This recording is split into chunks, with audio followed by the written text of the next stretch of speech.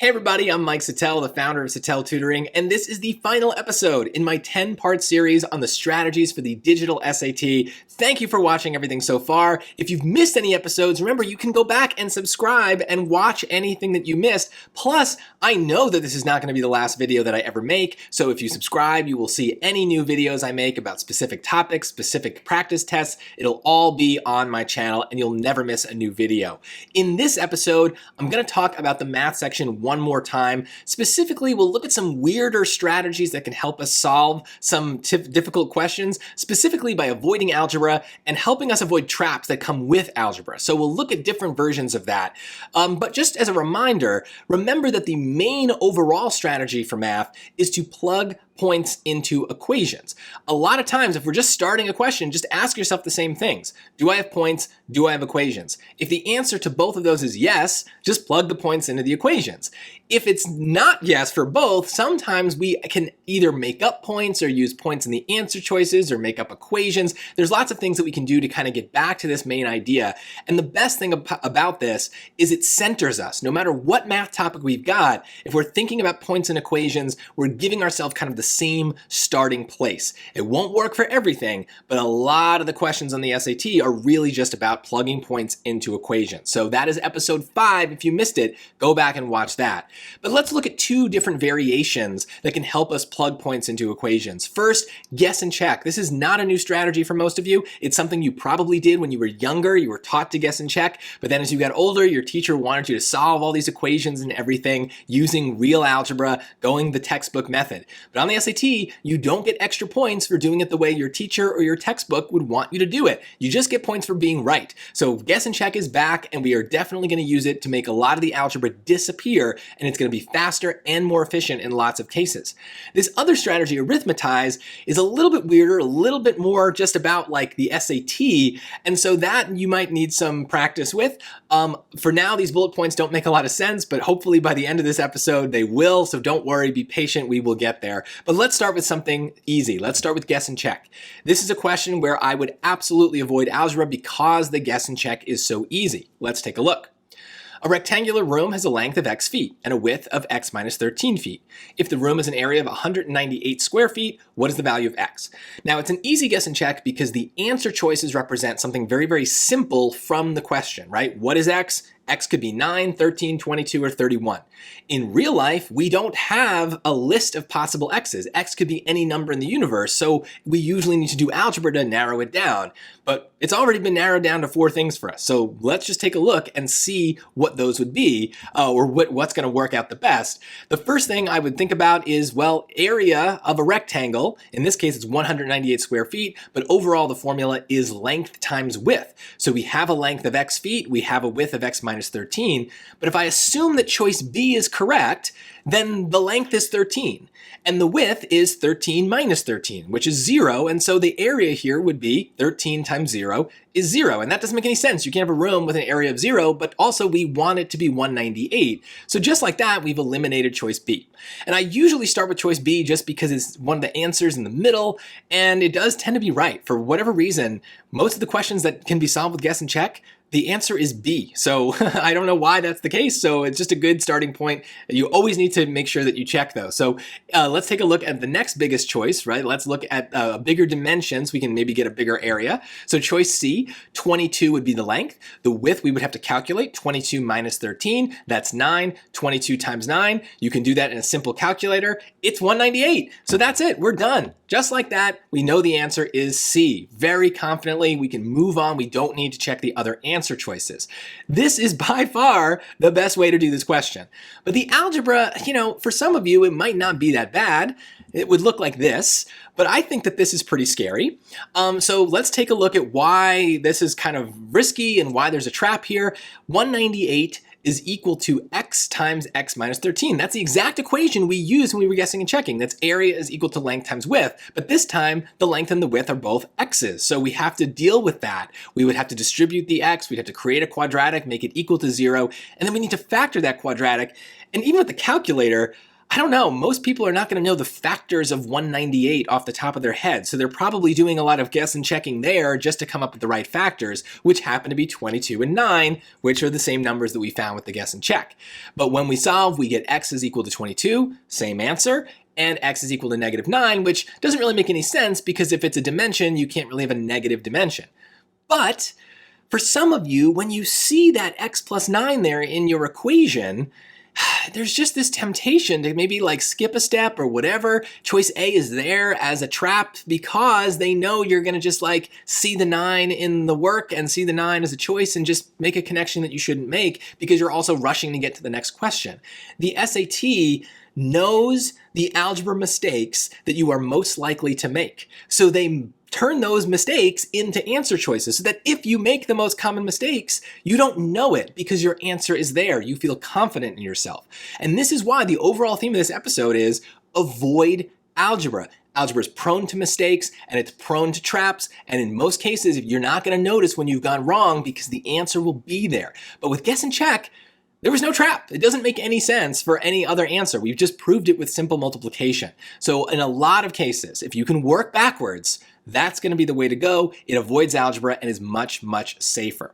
Let's look at another situation where guess and check might help us. Here's a story question. A lot of my students hate story questions because they can't sort through everything at once. If we want to solve this algebraically, we're going to need to take everything into account at once and make a perfect equation the first time.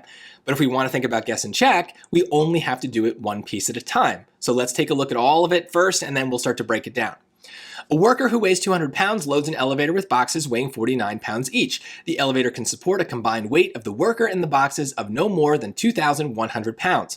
What is the maximum number of boxes that the elevator can support along with the worker? So again, the answer choices represent something very simple from the question. In this case, it's the maximum number of boxes that the elevator can hold. So it's a very simple idea.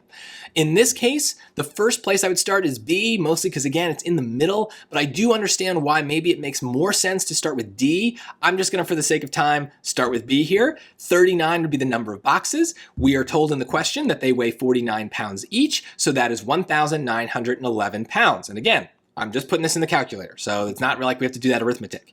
Then they do tell us that the worker is included. He weighs 200 pounds, so let's include him as well by adding in another 200 pounds, and we get 2,111 pounds. But the question says that the weight can be no more than 2,100, so we're over, so that doesn't work. So choice B is wrong.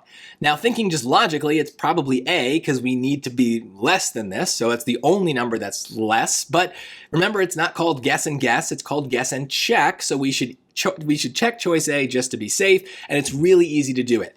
38 boxes times 49 pounds each is 1,862. Add in the 200-pound worker. 2,062 is less than 2,100. Therefore, choice A is our answer. So this is really smooth. What do we really need to do here? Just multiply two numbers and add two numbers. That's about as easy as math gets. This is an SAT. This is like a middle difficulty question.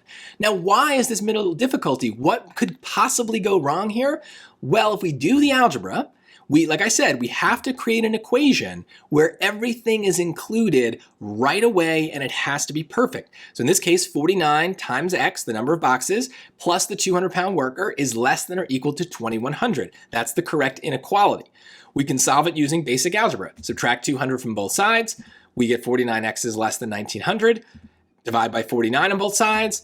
X is less than or equal to 38.78, which is exactly what we got. The only number in our choices that is less than 38.78 is 38. But if you've got that algebra brain, I know some of you are going to do this. You're going to look at 38.78 and you're going to go, oh, that rounds up to 39. No, not in this case. And normally it does, but the story prevents that from happening here because in the elevator, you can't round up. You round up, the elevator collapses and you die. So we can't round up because of the story. And so if we're doing the algebra and our brain is just focused on letters and numbers, we ignore these pieces of the story that might make the difference. But if we're just doing guess and check, there's no trap. There's nothing that we could possibly have done wrong there other than enter it in our calculator incorrectly. So this, again, is the benefit of guess and check, is traps that are set for other people don't even matter to you because you found ways around them without even realizing it. So that trickiness of the SAT starts to dissolve because you're not thinking algebraically, you're not thinking conceptually, you are using real numbers to just prove your answer. The same way, if this were real life, you would just use like some basic calculations to determine how many boxes can go in this elevator. So guess and check is much more in line with the way that we do math in real life. Algebra is not. I'm 35 years old. I do not use algebra other than teaching SATs very often in my life. I can promise you that. Let's look at another question here. This one definitely harder. We can see the algebra right away in the question. And there is a way to guess and check this. So they want us to find an equivalent expression. They're giving us this complicated thing on the top, and then we have some answer choices here that are also kind of complicated. One thing that worries me is in C and D, I noticed that they're basically the same except for -8 and +8. And again, I know how algebra works. There's lots of steps. It's very easy to lose a negative. So looking at the choices ahead of time sometimes can tell you where to be most careful. In this case, if I lose a negative, game over. I'm going to get it wrong and I'm never going to know. And I do know how to solve this algebraically. It's subtracting fractions. I would need to find a common denominator and combine them, but I see some negatives in the question, so I see where I might go wrong. And so in my mind, even though I know how to do it, I'm going to avoid that algebra and I'm going to try to do it another way. With the Desmos calculator that is built into the digital SAT app, you can test out the answer choices by graphing them. So you can see here, I graphed the original expression. It gave us this red curly line, and then I already entered all the answer choices for you in the other lines. And then basically what we would do is just compare them. If they're supposed to be equivalent expressions, they're supposed to be the same. If I turn on choice A, look, it's a completely different shape, it's a different line. So that doesn't work. That's obviously not equivalent. So that can't be the answer. If we go to choice B, same problem. It's closer, but it's not the same thing. That green is different from the red. So we can also get rid of that. Choice C, look, doesn't appear. But if we click it and turn it on, now the red is purple because they overlap in every place. Turn it on and off and you can see they are the same thing. But let's be sure, let's look at D. It's close, but it's not exactly the same. And so now we know that C is in fact the answer. So this was actually really quick because I took the time to enter the answer choices for you. In the real test, obviously you would need to do that yourself. You might enter it incorrectly. There's a lot of places that could go wrong, or at least just take way more time than it's worth, but you'll have to be the judge. This is definitely a valid way to answer these equivalent expression questions. You're definitely going to see those on the SAT. It's a classic SAT type question, but they're not always going to be solvable with the calculator in a very quick, efficient way. So just use your judgment, practice all the different methods. But let me show you one other way, and this would be the way that I would probably do this. I would use this strategy called arithmetize. So what does that entail, okay? Because that's not a strategy you're probably using in school. Basically, remember that our main math strategy is to plug points into equations. Well, it looks like we have equations here, right? There's no equal sign, but the question itself says that they're equivalent. So it's kind of like an implied equal sign. So there's equations, but there's nothing to plug into them, right? They're never asking me to solve for x. There's no x values anywhere here that I can come up with. So basically, what arithmetize is if we have equations, but we don't have points, a lot of times what we can do is just make the points up. So we can make up a value of x and see what happens with that particular value and then compare the original question to the answer choices. This is especially helpful on these equivalent expression questions because they're not asking you to solve anything. If they're asking you to solve for x, you can't just randomly make it up. But if it's not part of the question, if it's just this kind of carry through that's just there at the beginning and at the end, then let's just make up some easy number, right? So the easiest number I can think of is 0 because it has these amazing properties that just wipe things out. So what I would do is I would just write that on my page so I don't forget, and then I would either in my head or on my page plug in 0 for all of the x's in the original question here. So that it's now 3 times 0 over 0 plus 2, and on the other side 0 minus 4, right? So I could do this in my head because 0 is so powerful, but basically you're just simplifying at this point, bringing it down to a single number. So the left part of the term, that's all just going to be 0, and then minus 4 over -4, which is minus -1, which becomes +1. And I highlighted that because that's like my magic number. That's my goal. I want that number. But that's not an answer choice, obviously, because the answer choices are also, heavy on these x's, these variables. So we have to convert those x's as well into numbers. So if we make x 0 for the top, it's going to be 0 for the bottom as well. It's going to be the same for all the choices. So basically just plug it in. And if I do that in choice A, the 3x is going to go away because 3 times 0 is 0. And it really just comes down to -4/6, which is not equivalent to 1. Therefore, these are not equivalent expressions, right? Think about it. If they were equivalent expressions, when I put a number, the same number, into both the top expression and the answer choice, they should produce equivalent results. They should both give me the same number, and -4/6 is not the same as 1, so A cannot be an equivalent expression. We do the same thing with B. It's got a little bit more work here, but the top would become -4 very quickly. The bottom is now 2 times -1, which is -2. -4 over -2 is 2, and that also is not equal to 1, so that's going to go away. Choice C looks really crazy, but again, because 0 is so powerful, all these terms basically disappear except the -8s. -8 over -8 is 1. That looks really good, but with Arithmetize, we have to make sure that we check all of the choices. I'll talk about why in a second, but it's kind of like just going back to regular old plug points into equations. We have to check all the choices. It's just the way the strategy works. But D is very easy to check. Again, everything disappears except the end parts, so it'd be +8 over -8, which is -1, and it's close doesn't count. So -1 and 1 are not the same number, so we can get rid of D and confidently pick C. Now, why do we need to check everything? Think back to when I put this on the graph, right? We had different graphs, they were different shapes, but even still, even those wrong answers occasionally intersected the red curve line that we had for the original expression, right? There were points where they overlapped. So sometimes when we make up a random number for x, we just happen to pick one of those points of intersection. So we might end up with multiple answers that are giving us the same thing. It's okay, don't panic. It's why we have to check everything. And if you do have multiple answers that work, then just pick a new number and try that number in the original expression again and in the 2 answer choices that are remaining. It's very unlikely that it will still give you multiple answers that work. So this is the beauty of it. If you get unlucky on the first guess, then the second guess will probably save you. And basically for most of questions that look like this, that are pure algebra, I'm picking x being 0, I'm picking x being 1, because they are easy numbers to think about. So even all this work that I'm showing you on the screen here, I don't think I'd have all of this on my scrap paper. I would probably do most of this in my head because 0 and 1 are such easy numbers to work with that I would be able to just think about this really easily. But I do admit, this is a weird strategy. It takes some getting used to, and if you're good at algebra, you may be like, why am I going through all this trouble? The good thing is, when the algebra gets really crazy, we can go back to using the calculator because we have numbers. But what I think Arithmetize is really great for is visualizing things that are hard to visualize. This comes back to story questions, which again, we know we hate. And a question like this is one where a lot of people are going to fall for traps because they really just don't have a good way of thinking about it. It's too abstract. So let's take a look at what it says.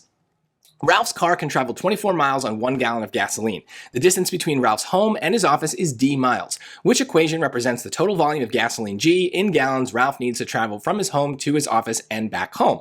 Well, this is a really easy situation, right? We always, in real life, you're driving places, you can think about gas mileage, you can think about distances. But what makes this a good candidate for Arithmetize is that we have this weird algebra piece inserted into this real life situation. He lives d miles from his office. That doesn't really make a lot of sense, right? Think about yourself, like how far you live from your school. Do you live d miles from your school? No, you live 1 mile, 1.5 miles, 4 miles, whatever. It's an actual distance. You can go into Google Maps and you can plug in your home address, the school address, and find the distance, and it's going to be a number, not a variable. So what the SAT loves to do is take these real world situations where the math is very easy to calculate, and then they just insert algebra to just make it conceptual and abstract and hard, and we don't like that. So Arithmetize lets us bring it back to the real world, lets us have numbers instead of variables. So what we're going to do is make up a number for D. But in this case, I don't think 0, 1 make a lot of sense. We don't want him to, be just 0 miles from his office. Then he just works from home, I guess, at that point. So what we're going to use is the story itself to find an ideal number. So what I noticed at the beginning is that his car can travel 24 miles on 1 gallon of gasoline. So that may seem kind of arbitrary, but just to make my life easier, I'm going to say that Ralph lives 24 miles from his office, because it's just part of the question already. And this is a main idea here with arithmetize, is the whole point of this strategy is that it takes algebra and turns it into arithmetic, like a bad Harry Potter spell. You wave your magic wand and boom, arithmetize. All those variables turn into numbers. But we also want the arithmetic to be as simple as possible as well. That's why 0 and 1 are such great numbers to pick. But if the context of the question encourages a different number, makes a different number more easy to work with, then just work with that number. So here, I'm picking 24 because I know the math is going to be easy. If his car goes 24 miles on 1 gallon and he lives 24 miles from his office, then it's going to take 1 gallon of gasoline to get from his home to his office.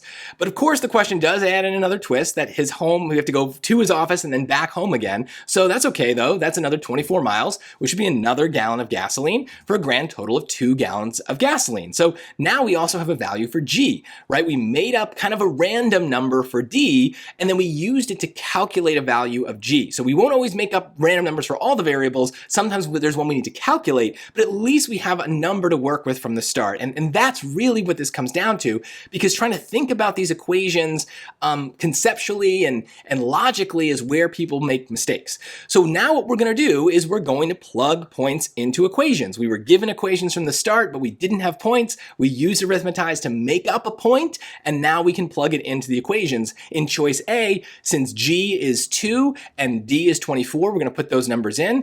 And yeah, 24 divided by 12 is 2. So that seems good. We got to check all the choices. So choice B wouldn't make any sense though, because now 2 is equal to 48 times 24. No, I don't even need to calculate what 48 times 24 is. I know it's a gigantic number compared to 2, so that doesn't make any sense. C, same problem here. 24 over 24 is 1, not 2. So that doesn't make sense either. And then in D, 2 is equal to 24 times 24. Again, I don't need to calculate it. I know that's not going to make sense, which leaves us with choice A, which is the answer. And it may seem just like, oh yeah, obviously that's the answer, but a lot of people are going to pick something like B here because when they see the 24 miles per gallon and the fact that he has to go to home and office and back again, that's 2, trips, they're just going to multiply. 24 times 2 is 48, and that choice includes 48, and so it just feels logical. And that's the biggest way the SAT sets traps for us on questions like this, is they know what feels like math, but isn't actually good math. And what arithmetize lets us do is just do math, right? We're just working with normal numbers, we're calculating things, and we're back to the kind of math that we learned way back when we were younger. And that's the key. Even if you're really, really great at algebra, I promise you, you're better at arithmetic, right? Everyone is. That's why we learn arithmetic when we're 5 years old, and we don't learn algebra till we're like 13 years old, right? The brain needs to develop to handle that increased complexity. But when you're on a timed test where you know they're trying to trick you, we want to decrease the complexity, and arithmetize lets us do that. Guess and check lets us do that. So that's the main idea for the math section, is as much as possible, we want to reduce the chance of a mistake, and these strategies let us do this. So my advice is, on the next practice test that you take, really look for opportunities to work backwards from the answer choices and guess and check. Look for opportunities to do this arithmetize strategy. Start with 0 and 1 and just see what happens. It's going to be hard at first. It's not going to just be natural because you haven't been doing math in this way for many years now. But if you give it a chance and you really kind of like start to flex that muscle, it will get stronger. And maybe there will be places where these strategies are not the most efficient way to do it. But there will be cases where they are the most efficient way to do it. And if you are practicing even in those inefficient places, the muscle will be strong enough that when you really need it, it's ready to go. So I strongly encourage you to just start thinking in this way. And anytime you take a test, make sure you mark off questions that you find difficult, because when you use my videos to review the test, you can review ones you got wrong, ones that took a lot of time, ones that you found confusing, and my explanations will always emphasize a strategic approach if there is one. So maybe you still solved it, but I can maybe help you solve it faster using one of these strategies. So please subscribe to my channel so you make sure that you have all those resources available for when you take and review practice tests. Plus, it really, really helps me out, so I would appreciate it. And remember, when it comes to your scores, don't settle for less, settle for more. That's why we use all these strategies. That's why you watch this episode, all of the episodes in this series. I really appreciate you watching. I hope to make many more resources for you that can help you improve your scores on the SAT. Again, thank you so much for watching.